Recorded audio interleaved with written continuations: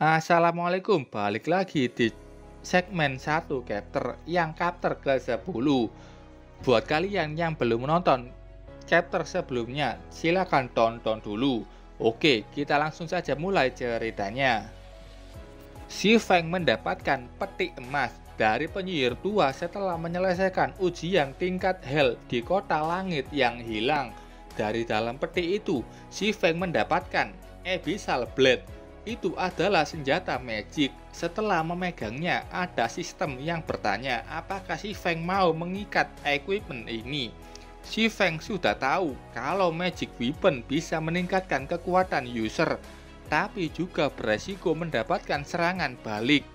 Jika user tidak berhati-hati, bisa jadi akunnya lumpuh. Karena itu, si Feng memilih tidak mengikat equipment itu, karena kestabilan adalah prioritasnya saat ini. Selain pedang magic itu, si Feng juga mendapatkan 2 buku skill yang paling berharga. Itu skill forging atau skill penempaan dan juga skill pembuatan potion. Kedua itu akan memudahkannya dalam membuat potion dan forging senjatanya. Setelah itu si Feng mau menuju ke Dark Moon Valley. Di sana ada quest yang akan membuatnya bisa belajar penempaan secara cuma-cuma dan naik levelnya juga gampang. Si Feng saat ini menuju ke trading area di kota Redleaf. Di sana sudah banyak player atau pedagang yang ingin menjual atau membeli item. Karena quest untuk menjadi penempa agak berbahaya di levelnya saat ini, si Feng harus membeli beberapa item dan mempersiapkan diri secara matang. Si Feng saat ini melihat item apa saja yang dia punya, salah satunya Sky Armor dan item lain yang akan dijualnya.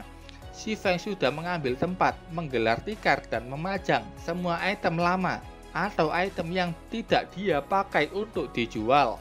Mulai dari armor, pedang, heart atau potion, juga ada perisai. Si Feng mulai berteriak mengatakan apa saja yang dia jual, dan itu di tingkat tinggi. Salah satu player yang melihat item-item itu terkejut karena itu equipment bronze. Beberapa player terkejut karena sudah ada saja player yang menjual item, padahal dia masih pakai armor beginner. Player banyak yang mengeluh karena ada satu player yang membunuh wali kota dan membuat mereka tidak bisa mendapatkan misi lagi. Player botak ini menawarkan perisai yang dijual sama si Feng, tapi si Feng bilang kalau semuanya sudah harga pas.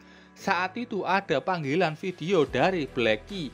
Dia protes ke si Feng yang akhirnya menjawab panggilannya. BTW sebelumnya si Feng tidak bisa komunikasi karena masuk ke area hidden.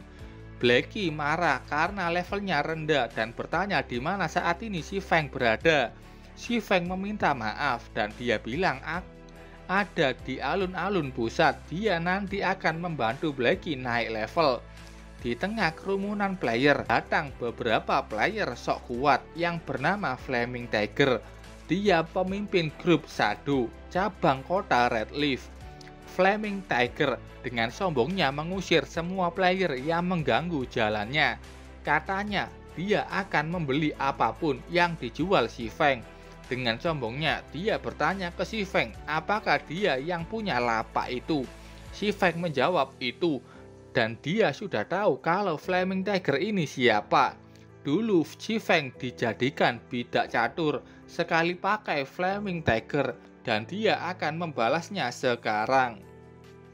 Flaming Tiger bilang sambil mengancam si Feng, dia akan memberi 1 silver untuk semua yang dijual si Feng. Si Feng bilang tidak ada tawar-menawar, pergi saja ke tempat lain kalau mau nge-roleplay jadi tuan muda. Sekali provokasi dari si Feng membuat Flaming Tiger marah. Tipe karakter yang cepat mati. Flaming Tiger marah dan mengancam si Feng yang berani menjadikan tim Shadow musuhnya.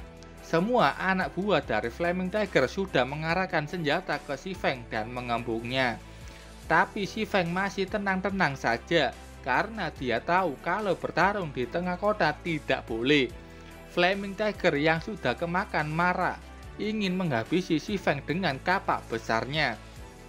Tapi saat itu ada Stabbing Heart dan kelompok asasinnya datang. Kedatangannya membuat kelompok Flaming Tiger berhenti. Stabbing Heart ingat dengan Si Feng dan memanggilnya orang hebat. Dia bilang dengan lugas akan membeli semua barang Si Feng dengan 24 silver. Si Feng langsung setuju dengan harga itu dan Stabbing Heart tidak perlu mengembalikan 50 koper sebelumnya dan mereka saling menambahkan teman. Saat itu dari tengah kerumunan datang wajah yang tidak asing memanggil Si Feng. Siapa lagi kalau bukan Blackie?